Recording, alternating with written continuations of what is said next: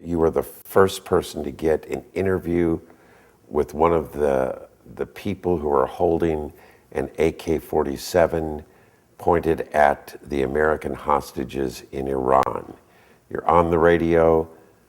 Somehow you get this phone call.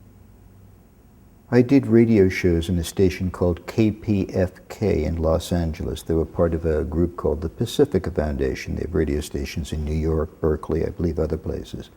And I was on a program called The Roy of Hollywood Show. One night I was a guest in his show during a fundraiser, and we were reminiscing about my years on KPFK. A guy called in and said, look, this is really boring. I've never heard of Elliot Mintz. These people are calling in saying that they listened to some show about me smoking a banana peel after Donovan did Mellow Yellow, and it's just all jive.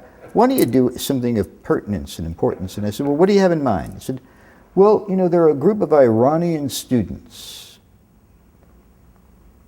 who have just taken dozens of Americans, and they're holding them hostage. Their lives are in danger. And you're talking about smoking banana peels or something.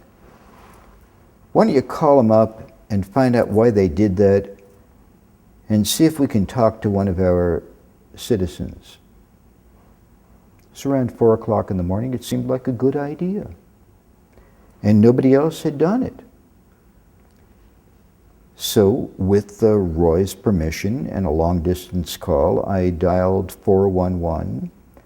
And I asked the operator to connect me with the overseas operator who's stationed at that time in White Plains, New Jersey. I got her, and I said to her, hi, could you please give me the telephone number of the American Embassy in Tehran, Iran? And she said, one moment, please. And 10 seconds later, she came back and gave me a phone number. So I dialed the number. Waited 10 seconds, and somebody picked up the phone. I said, hello. And I said, hi, my name is Elliot Mintz, and I am on the radio in Los Angeles, California, on a station called KPFK.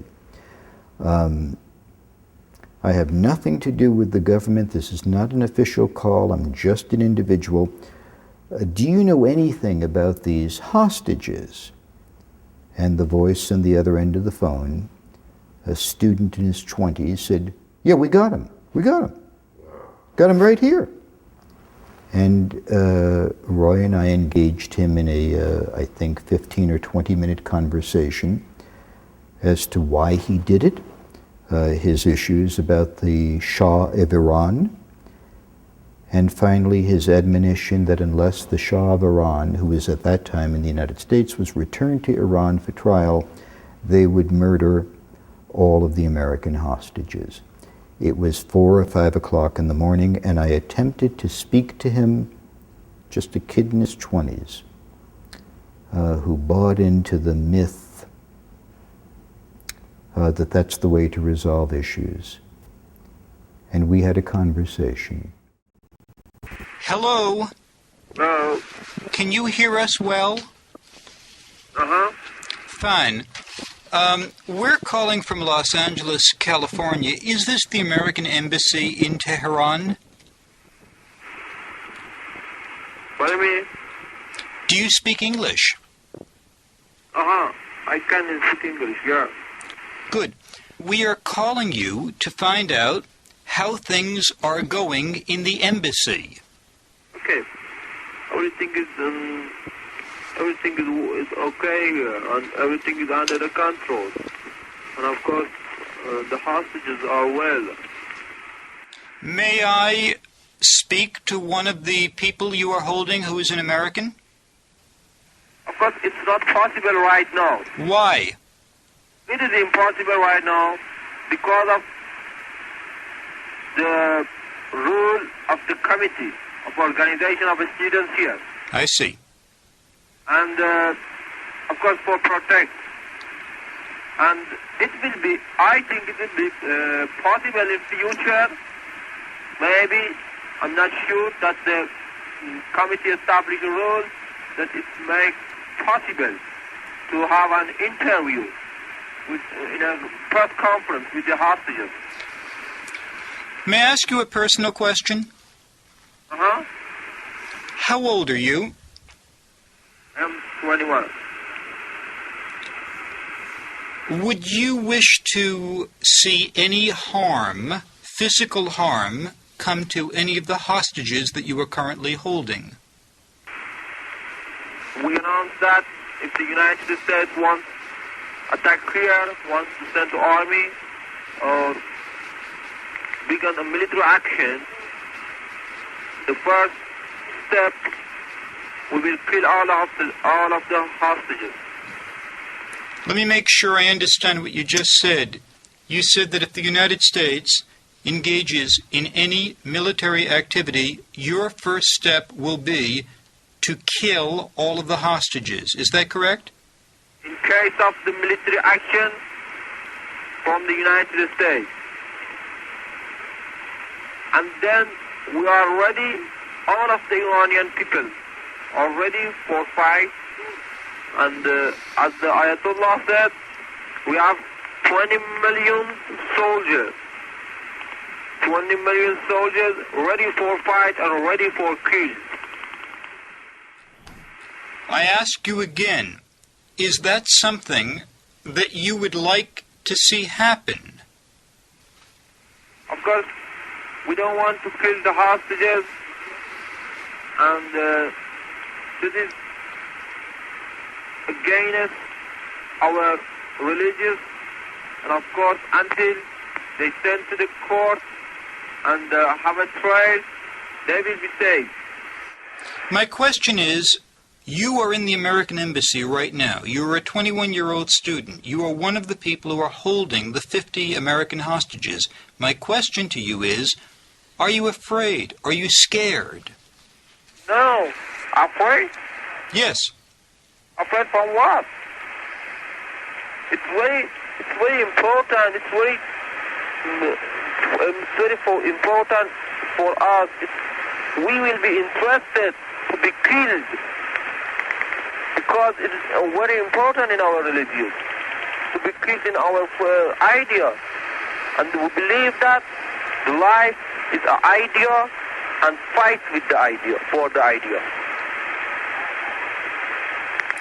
And this is our belief. Is this a holy war or is this a political war? So it's not a holy war, it's not a political war. And if the United States avoids Central back and wants to attack here, Ayatollah Khomeini can order for holy war. And you know that in holy war, every Iranian people fight. And we will be produced another Vietnam. And in any case, in another case, I don't know what happened.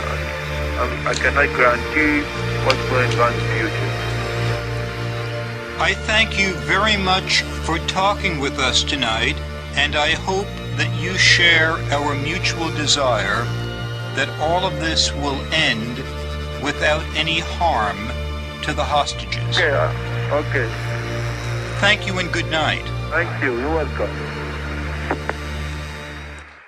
My final question is, after the phone call, what happened when you put the phone down and looked at Roy and addressed your listeners? What did you do immediately after?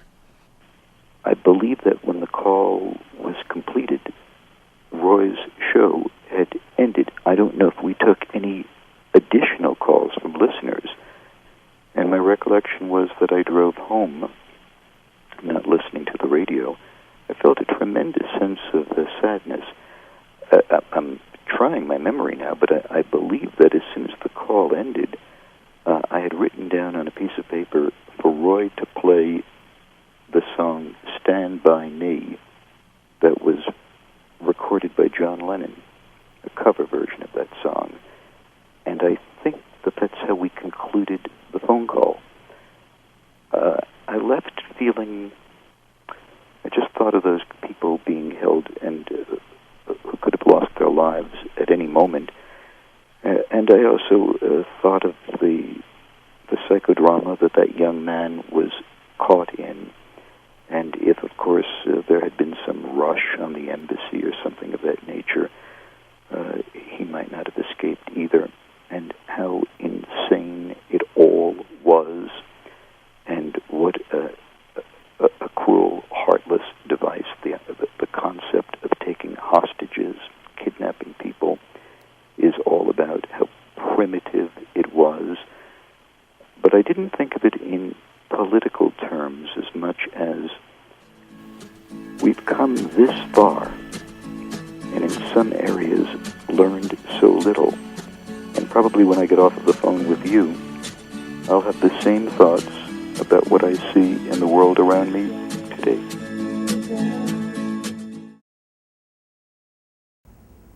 That's how it happened. It's an extraordinary story because it seems so simple. Why didn't anybody else dial 411 and get, but you did it and you got through. That's an extraordinary thing. And was the kid nervous? Do you remember? Was he? Yeah, he was really nervous. I mean, I can hear his voice now because I asked him at the end of the conversation if I could call him again. Yeah. But at the very end, I think I asked him if he was afraid. And I think I asked him if he felt that it would make things better or deliver the Shah if he engaged in such an action. In other words, my interest in that conversation was not of a political, polemic interaction. It was what I used to do on the radio. I interviewed maybe 2,000 people. I was more interested heart to heart than mind to mind. And here we are again, talking about Iran and Iraq, terrorists, kidnapping. Everything old is new again, huh?